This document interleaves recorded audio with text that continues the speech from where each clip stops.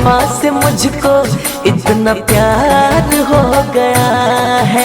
एक बेवफा से मुझको इतना प्यार हो गया है। मेरे दिल से पूछो हालत, मेरे दिल से पूछो हालत, बेकार हो गया है। एक बेवफा से मुझको इतना प्यार हो गया है। एक बेवफा से मुझको इतना प्यार हो गया है।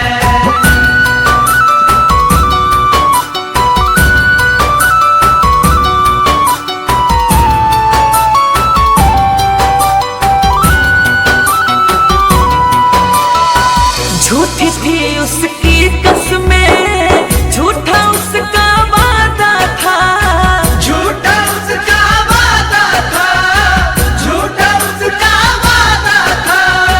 दिल हमारा तोड़ने का उसका तो इरादा था, उसका तो इरादा था, उसका तो इरादा था, उसका तो इरादा था।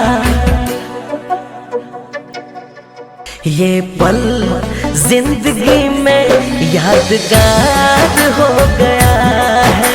एक बेवफा से मुझको इतना प्यार हो गया है। एक बेवफा से मुझको इतना प्यार हो गया है।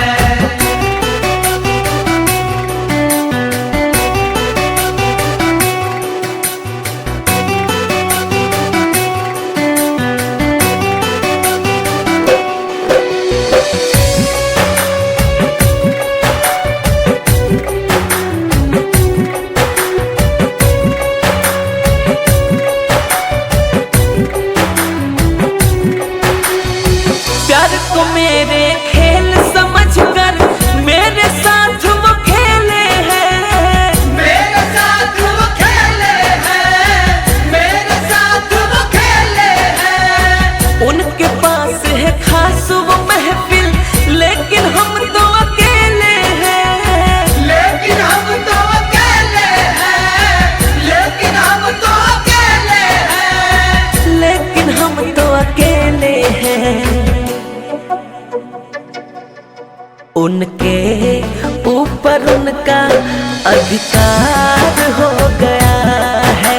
एक बेवफा से मुझको इतना प्यार हो गया है। एक बेवफा से मुझको इतना प्यार हो गया है। मेरे दिल से पूछो हालत, मेरे दिल से पूछो हालत, बेकार हो गया है। एक बेवफा से मुझको इतना प्यार